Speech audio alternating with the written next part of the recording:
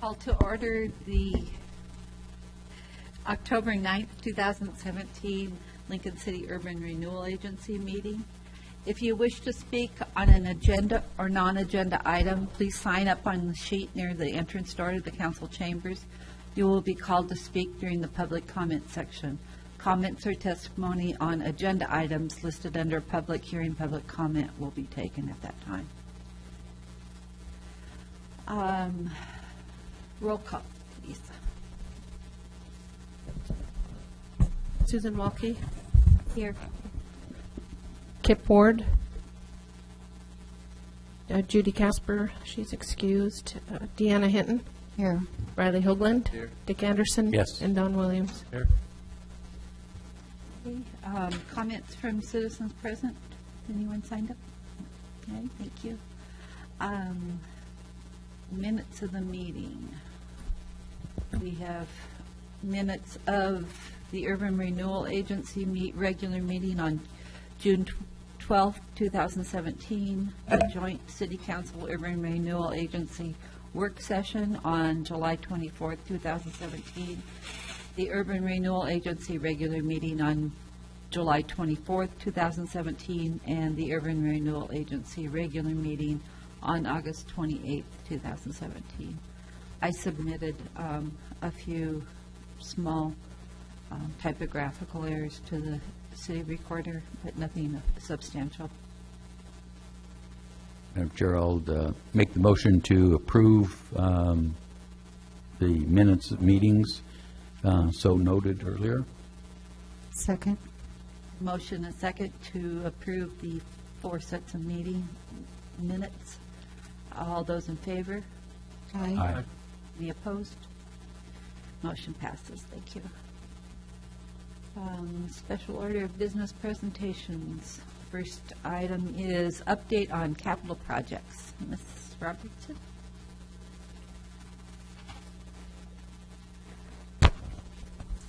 Good evening, Chair Walke and agency members. I just wanted to provide you with an update on our capital projects. We haven't done that in a little while. Basically, what I want to just kind of let you know is we have 2 types of partnership projects with Public Works. So, as you know, urban renewal funds, one of the main purposes of them is to do public works improvement projects in the city. And in many cases, we have allocated funds for Public Works to do projects that they identify as a priority. And so the one type of partnership project is where we basically just give them money and they do the engineering, design, bidding, and construction. So when I'm giving you information on the capital updates, that includes those types of projects, in addition to the types of projects that the agency has done, where we've done the community visioning, project design and engineering by contracting out. And then now what we are doing is partnering with Public Works to have them do the bidding and the construction management, which so far is making me super happy and working really, really well. So just want to let you know that that's what we're doing with our remaining capital projects that we have for this district. So the first one I wanted to mention is the Schooner Point Highway 101 turnout construction. And this project improves the gravel turnout along Highway 101 in Cutler City. And it will basically organize the parking, pave the gravel area, add some landscaping, a tapered island to control access and improve safety. And also, it is a section of the Head to Bay Trail, which will be nice to complete. It's about 8.5 foot wide sidewalk, and also some interpretive signage. And all permits are in place for this project, and the project was bid through the Public Works Department, as I mentioned earlier, and we will be bringing back a request to award the construction bid on October 23rd, later this month. We're anticipating construction will begin in November, and it'll take about 3 to 4 weeks to complete. The second project that we have to update you on is the Southwest Jetty realignment design, and this project is about 80% designed. We have a question of you later in this packet on the agenda about if you want to change the scope of the design to include some undergrounding of the overhead utilities, so I'll talk about that in just a moment. But basically, we are, and this, just to recap, the project will convert the existing one-way street, which leaves the highway going into the Cutler community at a 45-degree angle. It's kind of like a freeway off-ramp. So when we move this street and tee it up to the highway, it will force people to slow down a bit. It will also convert the one-way into two-way, which will improve circulation. And then it will help combine some private property ownership so that there's a larger redevelopment opportunity in the future. And we anticipate that that will be done by December, and then we'll be able to do bidding and construction in spring or early summer of 2018.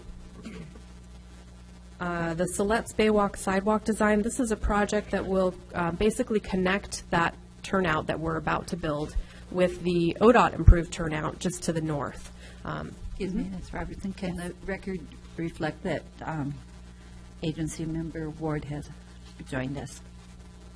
Thank you. Great, thanks. So the Siletz Baywalk sidewalk design, this will fill in the last sidewalk gap in between the two Highway 101 turnouts. And that one we have just started design. It's about 10%. We have a general layout, but there's some other things that we want to kind of delve into deeper with ODOT, and we plan to do that a little bit more after we've worked a little more on the jetty realignment and then also finished construction on the turnout. We also have another sidewalk project. This is a project where we are providing money to Public Works so that they can better combine that with some work that's going on in the south part of Cutler City. And this is to complete sidewalk on the highway in front of Roby's Furniture, which basically is from 62nd to 63rd southwest side of the highway. And we're at about 90% design, and we're pending ODOT permit, which we were done with design pretty much and asking for their comments, and they had come back to us with a repositioned center line. So we're working with that, and then we will reapproach them for permit request. The last project for the Cutler projects is the Bay Access.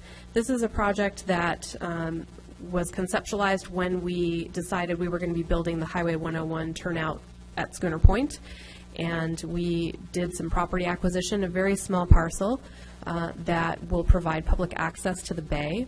There was no bay access that was public along that Highway 101 section. And so if the agency wants to discuss it in the next budget year, this is a possible kind of one of those last projects if there is money available, which we won't know until we get a couple of other projects bid and constructed. But this would basically improve public access from the turnout down to the bay. So I just wanted to let you know that that is an idea floating around, but not yet designed or constructed. We obviously would not proceed with that until we've talked about it with you.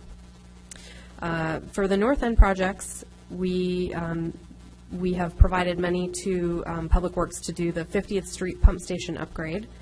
And the pumps have been received. They took about 6 months to order, and they are working on site and electrical work, and the project is within budget, and it's about 40% complete. So we will finish that project in this current budget year. Are there any questions on the capital updates?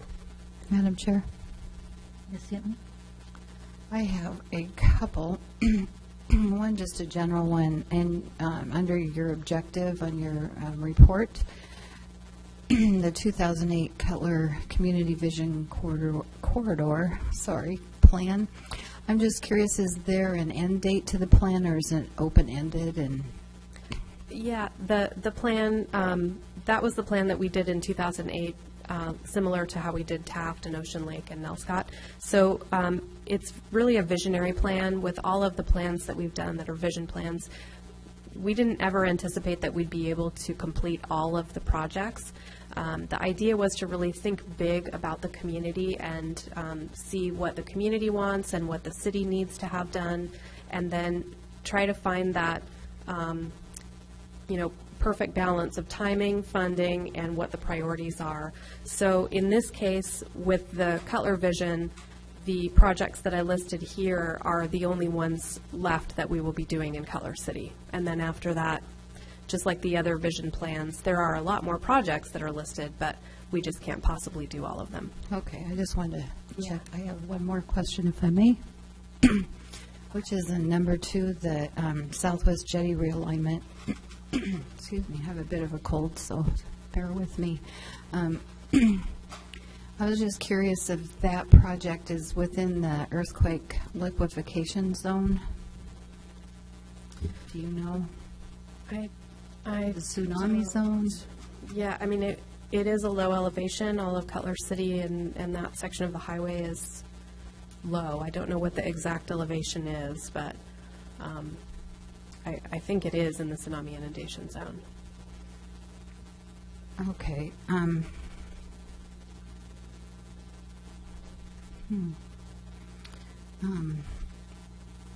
don't know.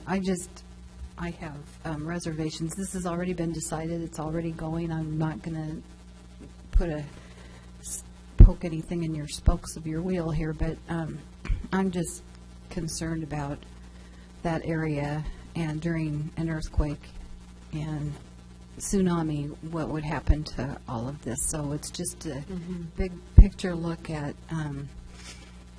putting a lot of money, which is needed, into an area that, you know, will be questionable after the earthquake, whenever that is. They say within 50 years, 40%. We'll see. And I was just curious, too, about what type of private property development would be encouraged with this project. Well, we haven't talked in too much detail with the property owners about what they envision, but it would mean that they would have greater potential to develop with a larger parcel. It would probably be commercial mixed use of some kind, but I just don't, I can't speak for them. Thank you. Anyone else have questions? Madam Chair. Allison, I'm trying to visualize this. So when these projects get done, is there going to be sidewalk then from Roby's north all the way up through, or I know that's planned, but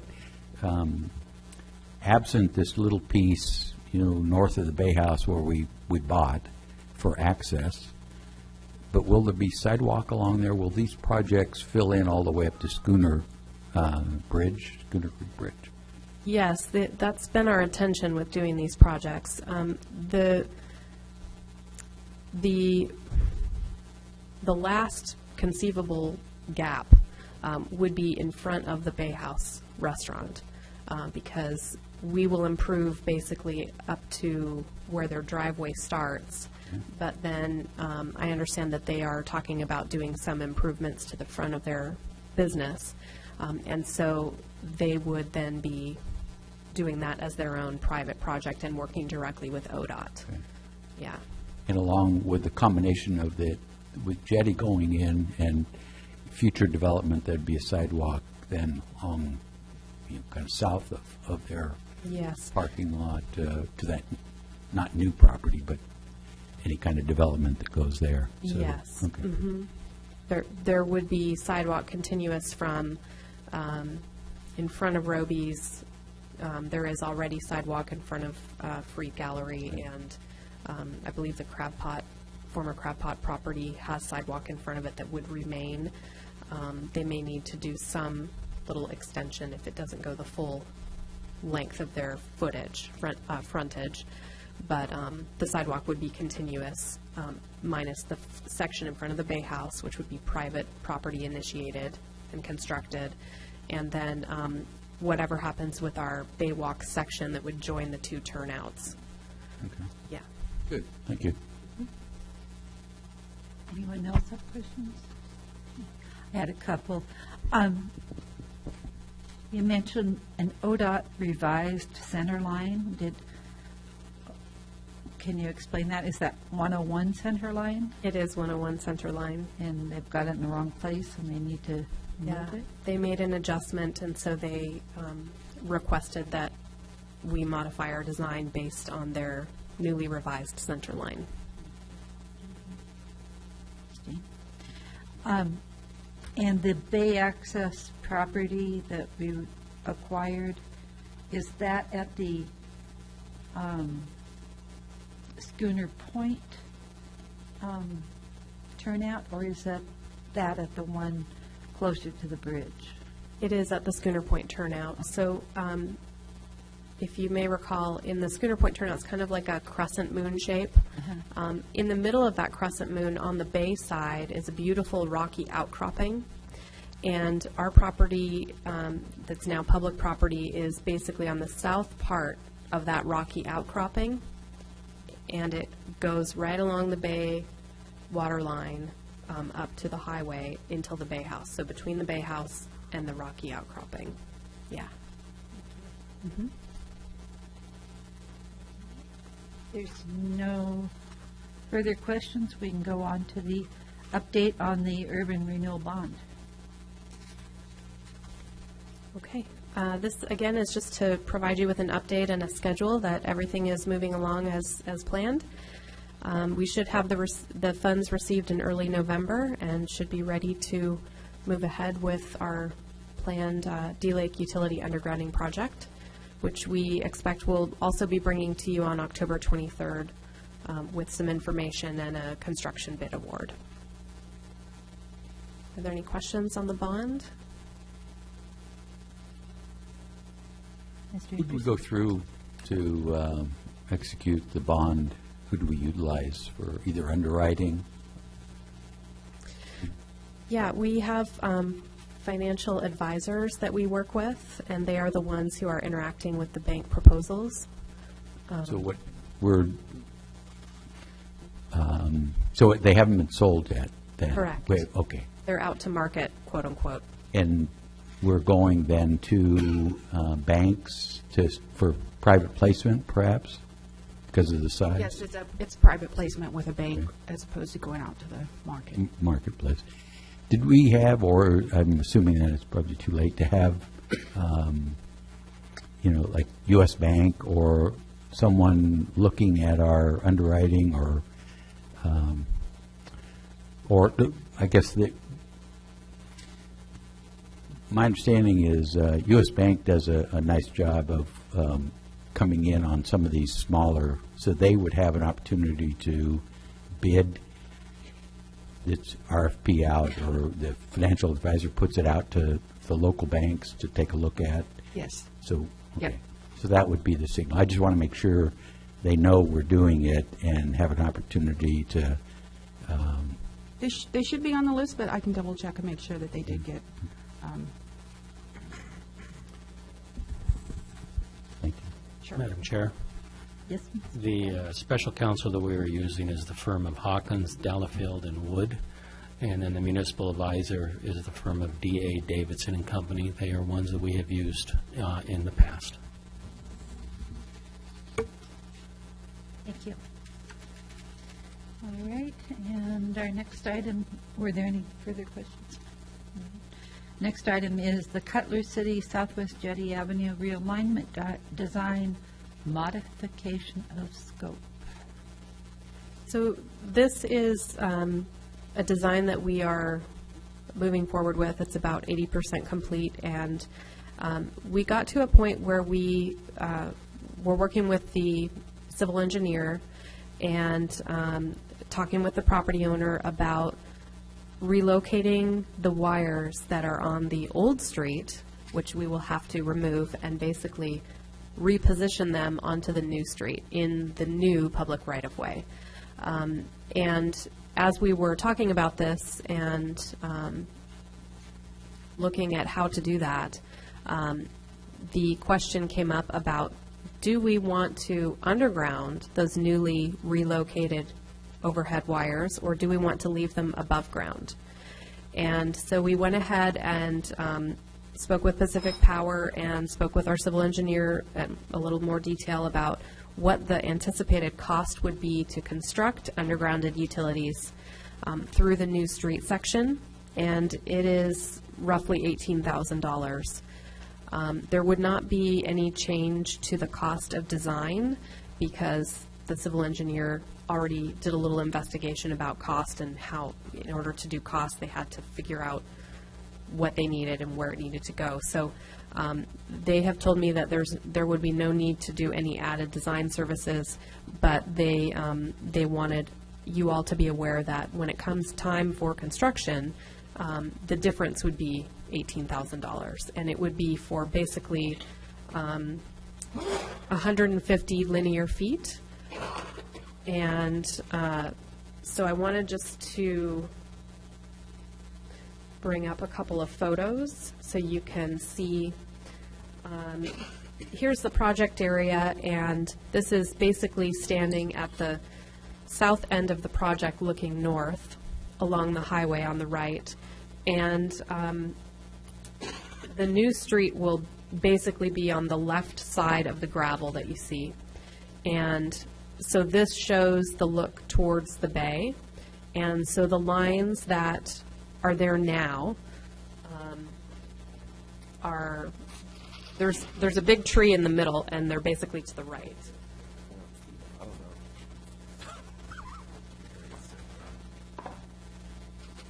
Maybe I should use the cursor. So here is this giant tree, and to the right are some wires that you see that will go away and then basically move closer to us in this photo. They are also here on the left side running down the street. So again, from this point of view, the wires would still be visible when they get relocated, but they'll just be closer to us. If they go underground, the wires that are along the highway will remain because there are many other people north and south along the highway that have overhead utilities and need to be served. So those will remain, but basically the section running from the highway down the new street into the Cutler neighborhood for the new street section would be undergrounded. So this is entirely your call. We can leave them above ground or put them below, but we just want you to understand the cost implications as we go forward with the project. I think I have one other photo. This is basically where the new street will go. So you can see the wires here are at the highway and will remain, and the wires down below would be gone if they were to be undergrounded. Are there any questions? This is it's kind of hard without walking the site to. Sorry, my voice will work. I'll ask my question. Is the reason for the undergrounding for aesthetics, or is there some ADA? Is there any benefit In this case, addition? yeah, in this case, it would be just aesthetic. Not that I should say just, but Never it just. it would be aesthetic.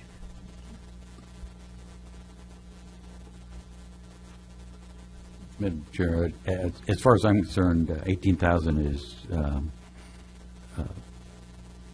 small dollars for undergrounding this portion, and would recommend we do it. It's timely because we've got the building the road anyway, and we all know from other experiences the cost of undergrounding after development is in place. So I think to do it now makes a lot of sense.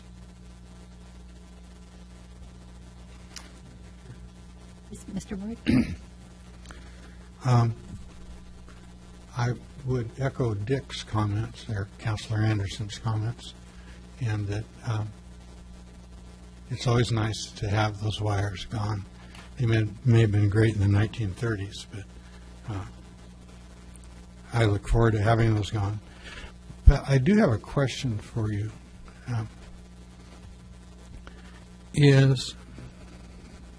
Like Dick says, it's easier to go in as they're doing construction rather than trying to go in after and rip everything up.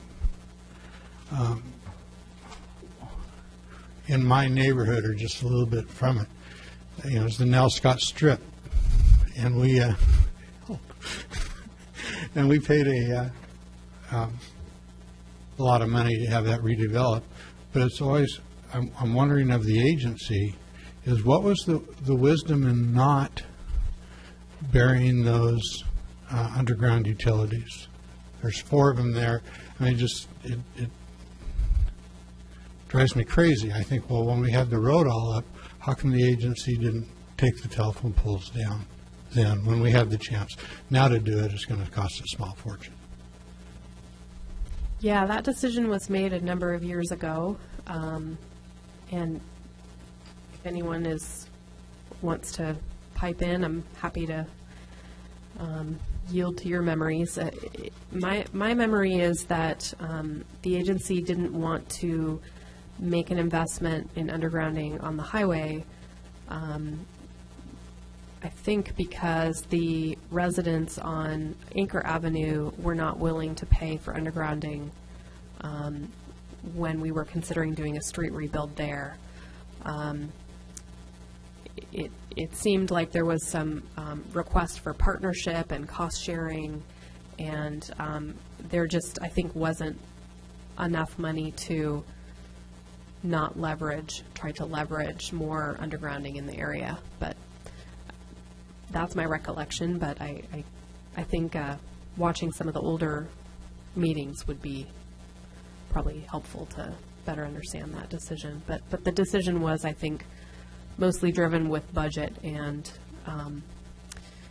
the ODOT Highway Improvement Project was not simple. There were many design iterations and conversations about what project the community ultimately wanted. So as you know, the agency did build the parking lot as partnership with that completed end project, but no undergrounding was done. Madam Chair. Oh, okay, I guess I don't see what that has to do with the residents and on Anchor, but it just seemed to me to be a prime opportunity to take those out. I'm not making an issue of it. Just as we take them, I'm trying to figure out what are the criteria for taking them out or leaving them in. So I've always kind of wondered as I walk through there, it's all beautiful, and then you run into a telephone pole. So that's all. Madam Chair, I'd move to approve change in the project scope to include undergrounding of the overhead utilities when relocated from the old street of Jetty to New Street, and with the anticipation that it's $18,000. I'd second that. Been moved and seconded to approve the change in the project scope. Can we have a roll call, please? Oh, excuse me, discussion. Thank you. Would you like some discussion? Sure. May I? You may. Is this all from the urban renewal funding, Yes. of which, how much remains after this new addition of 18,000? Well, it's hard to know until projects are bid exactly, but we did anticipate that we would build this when we talked about the prioritization of projects, that big, long shopping list. So this is a project that we included in that total consideration. Any further discussion? All right. Roll call, please.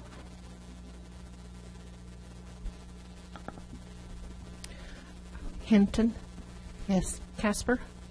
Oh, I'm sorry. She's not. Walke, Yes. Ward, Yes. Williams, Yes.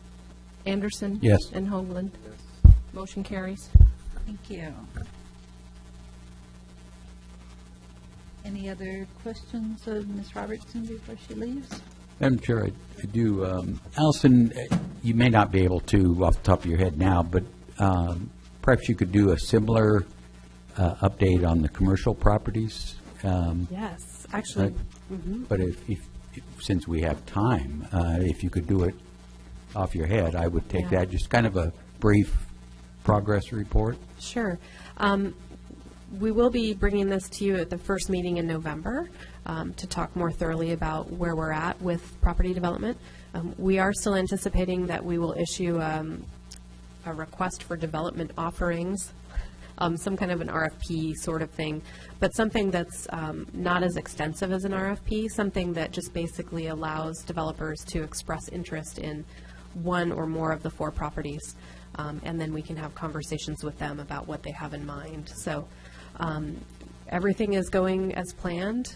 We are contracting right now with a development consultant by the name of John Southgate, which I know some of you have met.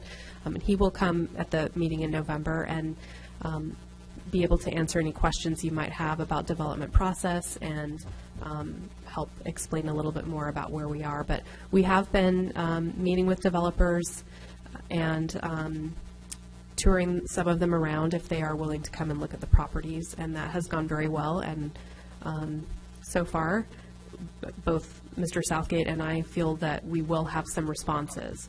So again, we don't want to issue that call for development offerings unless we are sure that we are going to have some interest, and we are feeling like we will have some interest. So, yes. Good, thank you. Any other questions? Yes, Ms. Hinton?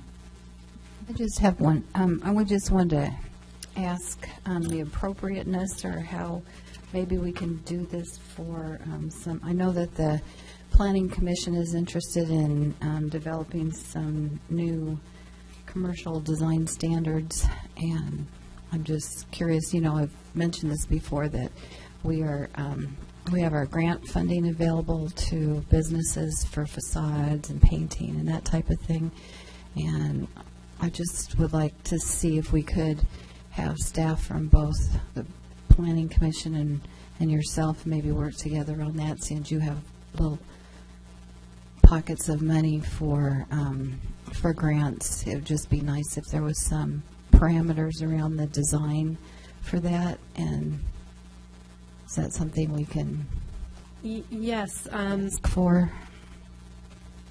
I intend to bring back at some point for you a conversation about the loan programs and grant programs as part of our economic development toolbox.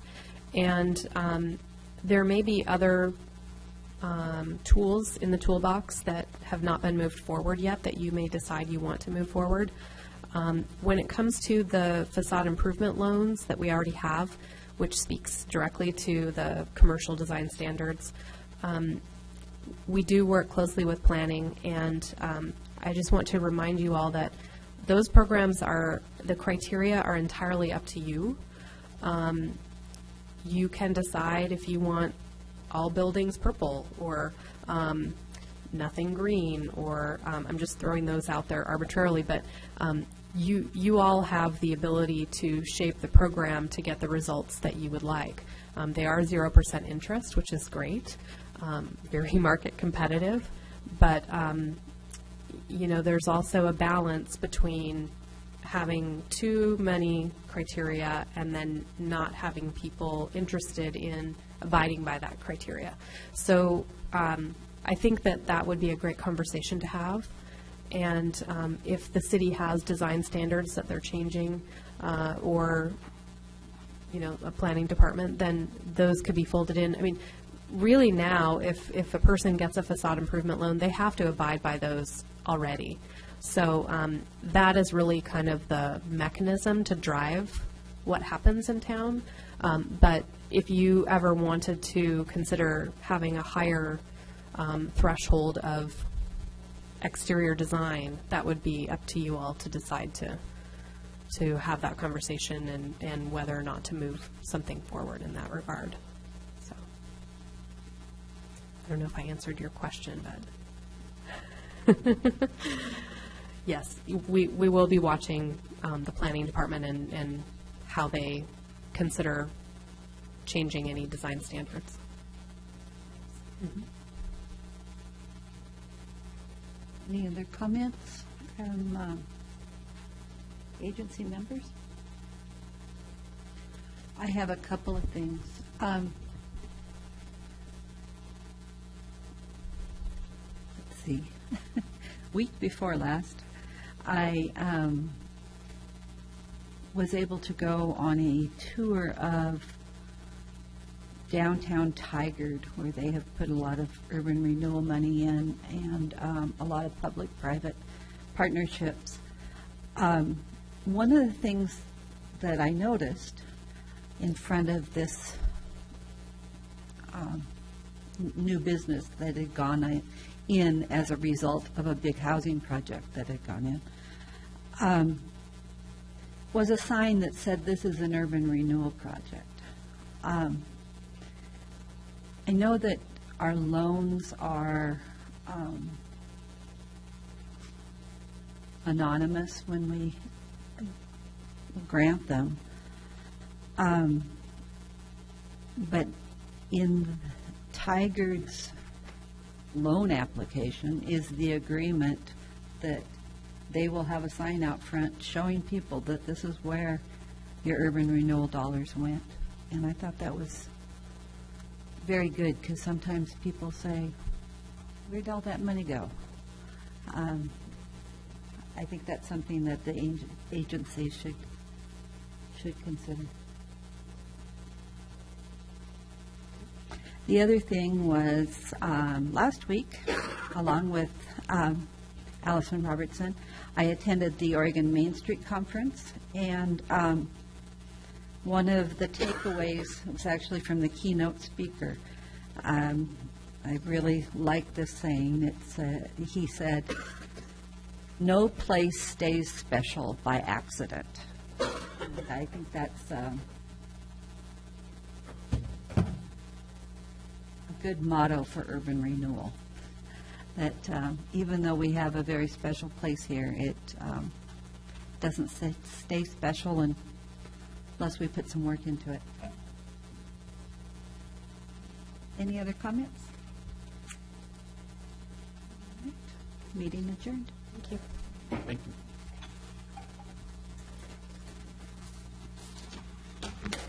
You know,